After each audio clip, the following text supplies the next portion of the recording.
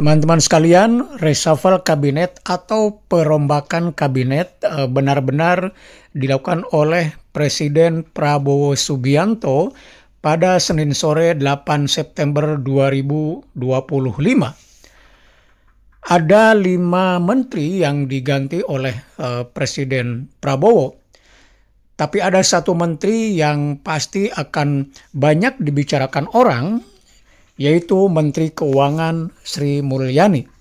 Nah, apakah Sri Mulyani ini diberhentikan oleh Presiden atau mengajukan pengunduran diri dari jabatannya tersebut?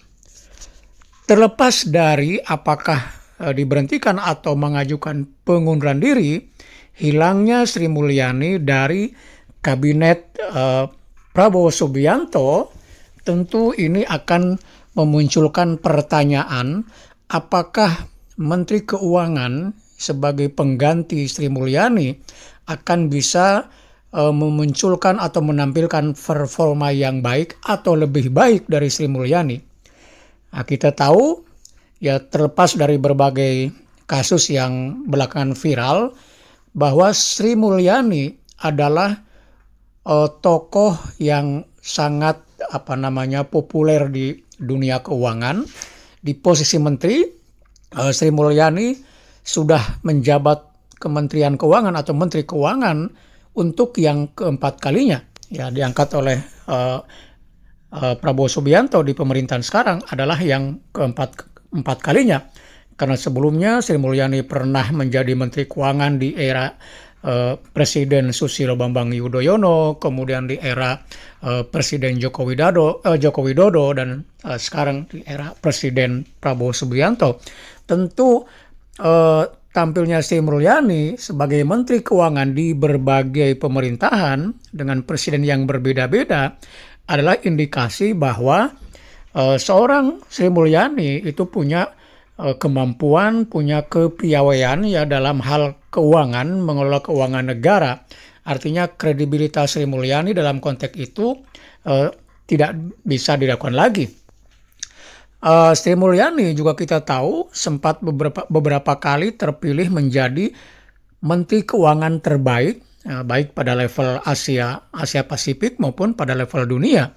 Ini juga semakin mengindikasikan bahwa Sri Mulyani memiliki prestasi yang diakui bukan hanya di nasional tetapi juga di internasional. Karena itu ini menjadi pasti akan menjadi bahan perbincangan. Kenapa Sri Mulyani kemudian yang termasuk yang di reshuffle. Dan tentu saja bagi penggantinya, bagi pengganti Sri Mulyani yang ditunjuk oleh Prabowo Subianto, tentu ini akan menjadi beban berat ya, karena bagaimana dia harus memiliki performa yang tentu saja harusnya lebih baik dari Sri Mulyani gitu ya. Karena pengganti tentu diharapkan punya kemampuan yang lebih. Karena itu ya bisa dipastikan ini akan menjadi beban psikologis juga ya untuk penggantinya Sri Mulyani. Ya tentu terlepas daripada itu, sebagai warga ya kita akan melihat bagaimana para menteri yang akan menggantikan posisi menteri yang di reshuffle, ya terutama tentu saja posisi Menteri Keuangan.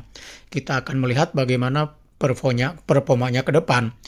Ya tentu harapannya akan lebih baik ya, karena bagaimanapun kita sebagai warga mengharapkan bahwa para menteri yang menggantikan ini akan membawa kepada hal yang lebih baik.